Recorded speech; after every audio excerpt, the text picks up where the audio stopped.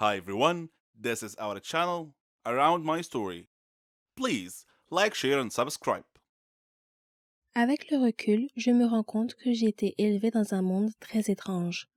Au centre de ce monde se trouvait ma mère, célibataire, héroïnomane et, du moins à mes yeux, la meilleure mère du monde. Chaque jour, il y avait un moment où elle me disait « J'arrive dans une seconde » avant de disparaître dans sa chambre avec quelques-unes de ses amies et de fermer la porte à clé. À 7 ans, je restais longtemps devant cette porte fermée à clé, essayant d'imaginer ce qui se passait de l'autre côté. Il m'a fallu des années pour comprendre ce qu'elle faisait là-dedans.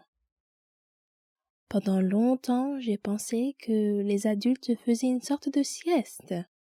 Ils sortaient de cette pièce si calme, si détendu et si joyeux. J'avais l'impression de rater quelque chose, car même après des nuits complètes de sommeil, j'étais toujours fatiguée.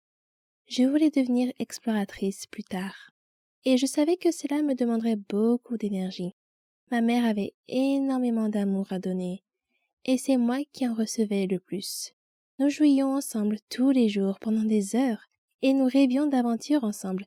J'étais Link, elle était Zelda, et notre mission était de vaincre le méchant démon qui vivait à quelques pas de notre maison dans l'ouest de l'Autriche. Tout d'abord, nous devions nous procurer une carte, afin de pouvoir localiser le démon et le détruire. Si ma mère était trop fatiguée pour notre mission, elle devait boire une potion à base de gousses de pavot pour reprendre des forces. Ma mère recevait généralement ses amis chez elle, comme Werner, qui m'a dit qu'il tirait son énergie de la nature et des arbres. Werner me racontait toujours les heures de gloire du club de football autrichien, tandis que le petit ami de ma mère, Adam, m'a appris à jouer aux échecs quand j'avais 6 ans. Il avait appris à jouer pendant son séjour en prison. Le seul mensonge que ma mère m'ait jamais raconté est sans doute que mon père était mort dans un accident de voiture avant ma naissance. Ce n'est que des années plus tard, lorsqu'Adam et elle sont devenus abstinents, qu'ils m'ont expliqué que mon père biologique était mort d'une overdose d'héroïne.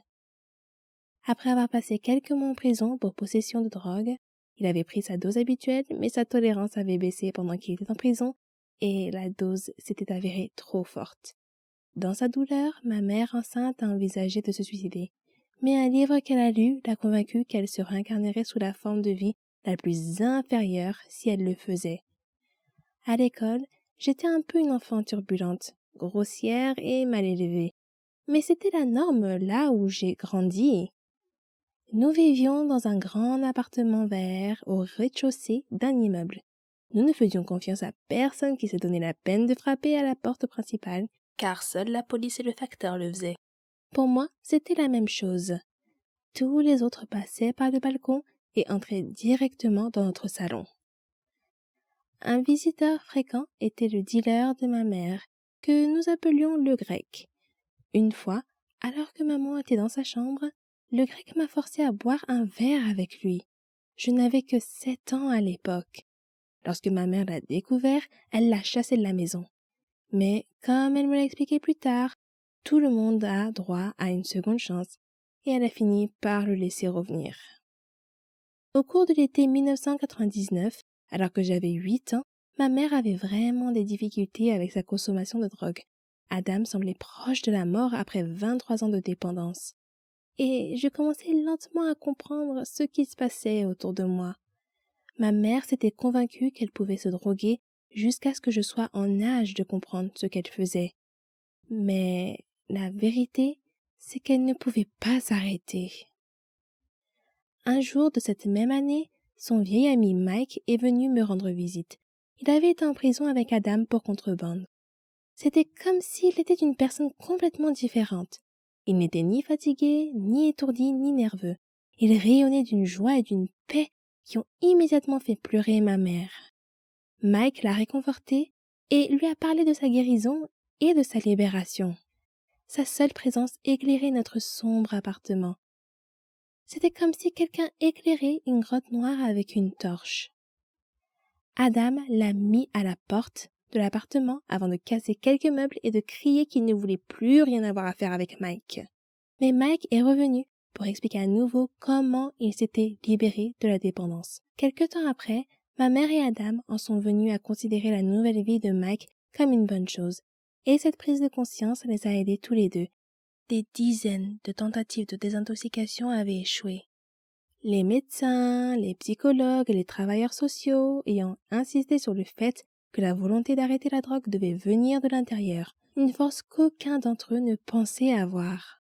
Mais leur ami Mike avait réussi à s'en sortir grâce à sa force intérieure, ce qui a donné à Adam et à ma mère l'espoir d'en faire autant.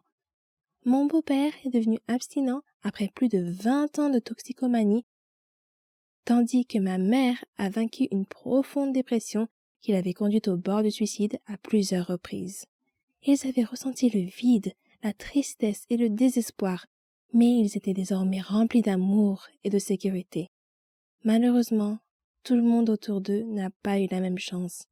Beaucoup de leurs amis sont morts à cause de leur dépendance. Ma mère est décédée d'un cancer à l'âge de 39 ans.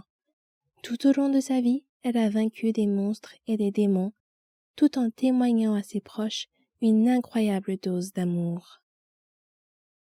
Au milieu du marécage de la drogue dans lequel j'ai grandi, j'ai eu une enfance magnifique, et je ne peux que la remercier pour cela.